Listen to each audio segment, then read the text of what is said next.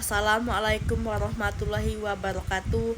Perkenalkan, nama saya Nazwa Chelsea Wijaya dengan NIM 106240031. Di sini saya akan membuat tugas video yaitu dengan MK tafsir ayat dan hadis.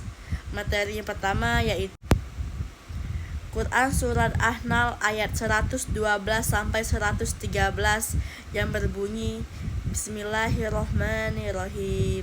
Wa darabalahum masalah qaryah kanat aminnatam utmainnatan ya'tiha rizquha raqdahum min kulli makan fakafarat bi an umillahi fa'azzaz halahul libasal ju'i wal khawfi bima kanu yasnaun, yang artinya, dan Allah telah membuat sesuatu perumpamaan sebuah negeri yang dahulunya aman lagi tentram, rezeki datang kepadanya melimpah ruah dari segenap tempat, tetapi penduduknya mengingkari nikmat-nikmat Allah.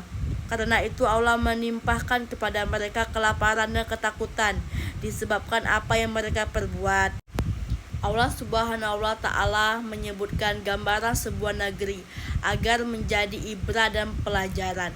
Negeri tersebut aman dari musuh, tenang dan tenteram tanpa dihinggapi rasa ketakutan, dan rezekinya datang dengan melimpah, mudah dan luas dari segenap penjuru negeri. Lalu penduduknya kufur terhadap nikmat-nikmat Allah Subhanahu wa Ta'ala. Yang terjadi selanjutnya adalah Allah Subhanahu wa Ta'ala menimpahkan kelaparan dan ketakutan yang meliputi mereka, mengubah kondisi aman mereka dengan ketakutan, mengganti kondisi makmur mereka dengan kelaparan dan kefakiran, mengubah kebahagiaan mereka dengan kesedihan dan penderitaan.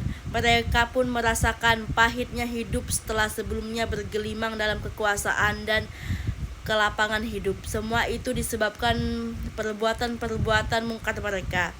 Ada seorang rasul datang kepada mereka yang berasal dari kalangan mereka sendiri. Mereka pun mendustakan rasul itu, tidak mempercayai bahwa ia adalah seorang rasul yang diutus kepada mereka untuk menyampaikan dari Tuhan agar mereka menyembah, menaati dan bersyukur atas nikmat-nikmat hanya kepadanya. Mereka pun tetap bersikukuh dalam kekafiran dan keangkuhan. Mereka pun akhirnya diazab dengan azab pembasmian yang menyeluruh, sedang mereka dalam keadaan menzalimi diri mereka sendiri dengan bersikap kafir, mendustakan para rasul, durhaka dan berbuat kemaksiatan pada Allah Subhanahu wa Ta'ala, tidak pernah menzalimi mereka. Tafsir surah An-Nahl ayat 112 berbicara mengenai nikmat yang banyak diingkari oleh manusia, khususnya oleh masyarakat Arab pada waktu itu. Mereka terlena oleh kenikmatan yang telah diberikan oleh Allah sehingga lupa untuk bersyukur. Dalam sejarah umat masa lampau, banyak contoh-contoh yang seharusnya menjadi pelajaran bagi umat manusia sesudahnya. Satu kaum yang tinggal pada suatu negeri semula hidup bahagia lahir dan batin, aman dan tenteram. Mereka terpelihara dari ancaman musuh dan jauh dari bencana kelaparan yang terdapat di negeri mereka sendiri, maupun rezeki yang datang dari luar. Semuanya itu membuat mereka hidup makmur dan damai. Namun demikian, segala nikmat Allah yang menimpahkan itu tidak mereka syukuri, bahkan mereka menjadi kafir dan ingkar kepadanya. Hidup mereka tidak lagi terikat dengan norma susila dan keagamaan. Mereka mabuk dengan kekayaan dan kemewahan sehingga lupa tanggung jawab mereka terhadap bangsa dan negara. Oleh karena itu, Allah menurunkan hukuman berupa bencana kelaparan dan kecemasan yang meliputi kehidupan mereka. Itulah balasan bagi mereka. Pesan ayat dan kandungan hukum.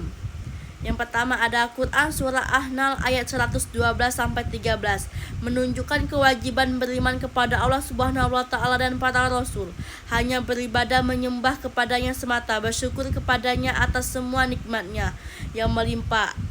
Azab Allah pasti menimpa setiap orang yang kafir kepada Allah Subhanahu wa Ta'ala dan durhaka kepadanya serta mengingkari nikmatnya kepada dirinya. Yang kedua, tidak ada kezoliman yang lebih besar dari kezoliman, kekafiran dan kedurhakaan terhadap Allah Subhanahu wa taala. Azab atau hukuman adalah sesuai dengan amal perbuatan. Ketika penduduk negeri tersebut tidak mensyukuri nikmat dan mengingkarinya, mereka pun diberi ganti dengan sebaliknya, yaitu nikmat itu dihapus dan diganti dengan bencana dan malapetaka. Itu saja materi yang pertama yang dapat saya sampaikan. Dan selanjutnya materi yang kedua yaitu tafsir Quran surat An-Nur ayat 24 yang berbunyi Bismillahirrahmanirrahim. Wa'adallahu lazina ammanu minkum wa amilus solihati layastaklifanahum fil ardi kamastakhlafal lazina min qablihim walayuhmakinnana lahum dinnahumul lazi tadallahum walayubadilanahum min ba'di khawfihim amna ya'budunna la yusirkunna bin syai'a wa man kafara ba'da zalika faulaika humul fasikun, yang berarti Allah telah menjanjikan kepada orang-orang di antara kamu yang beriman dan mengerjakan amal soleh bahwa Dia sungguh akan menjadikannya mereka berkuasa di bumi sebagaimana Dia telah menjadikan orang-orang tersebut mereka berkuasa, dan sungguh Dia akan meneguhkan bagi mereka agama yang telah Dia ridhoi, dan Dia benar-benar akan mengubah keadaan mereka setelah berada dalam ketakutan menjadi aman sentosa. Mereka tetap menyembahku dengan tidak mempersekutukanku dengan sesuatu pun. Tetapi barang siapa tetap kafir setelah janji itu, maka mereka itulah orang-orang yang fasik. Maksud ayat tersebut yaitu para ulama tafsir menjelaskan bahwa dalam ayat yang mulia ini sebenarnya terdapat sumpah Allah yang tersirat dari ungkapan yang diistilahkan oleh pakar bahasa Al-Quran sebagai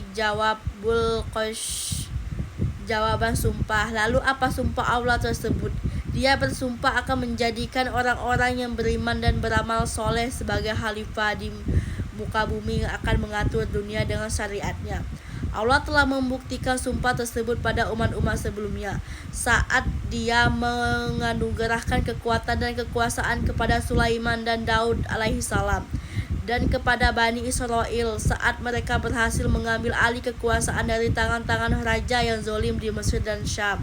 Dia juga bersumpah akan menjadikan Islam sebagai agama yang kokoh dan mengguguli agama-agama lainnya. Rasa aman akan tercipta dan akan menggantikannya ketakutan yang menyelimuti kaum muslimin. Namun janji Allah tersebut ada syaratnya. Dalam ayat yang agung ini setidaknya disebutkan ada 3 syarat yang harus terpenuhi agar janji-janji Allah di atas bisa terpenuhi. Pertama, iman dan amal soleh. Yang kedua, beribadah hanya untuk Allah atau tauhid. Dan yang ketiga, menjauhi syirik dengan segala ragamnya, termasuk beramal dengan maksud selain Allah. Siapa yang kufur nikmat dengan meninggalkan syarat-syarat di atas setelah anugerah kejayaan dan keamanan umat tersebut diraih, maka mereka orang-orang yang fasik yang telah keluar dari ketaatan kepada Allah dan telah berbuat kerakusan. Kandungan surat tersebut yaitu kebasahan dan kebenaran kenabian Nabi Muhammad SAW, karena beliau menginformasikan dengan hal-hal gaib. Informasi itu benar-benar terjadi dan nyata benar adanya. Amal saleh merupakan hal eksternal atau wujud luar dari iman. Penegasan tentang keabsahan kekhalifahan 4 khulafaur rasyidin. Karena ayat wa'adallahul lazina ammanu merupakan dalil jelas dan nyata tentang hal itu. Mereka orang-orang yang dijadikan berkuasa dan memegang otoritas kepemimpinan. Mereka orang-orang yang beriman dan beramal saleh serta dijanjikan Allah sebagai pemimpin setelah Nabi Muhammad SAW. Kehalifaan dan kepemimpinan tidak khusus untuk mereka saja, tetapi juga termasuk orang-orang yang menjadikan pemimpin atas kaum muslimin. Asas amal Islami adalah menyembah Allah Subhanahu wa taala dengan tulus dan murni tanpa sedikit pun dikotori oleh syirik zahir maupun syirik khafi tak nampak, yakni riya atau pamer. Sesungguhnya menegakkan sholat, menunaikan zakat, memenuhi perintah-perintah Rasulullah SAW, dan menjauhi larangan-larangan beliau merupakan sebab mustahab mendapatkan rahmat Allah Subhanahu wa taala. Ya, itu saja materi yang dapat saya sampaikan. Saya akhiri dengan wassalamualaikum warahmatullahi wabarakatuh.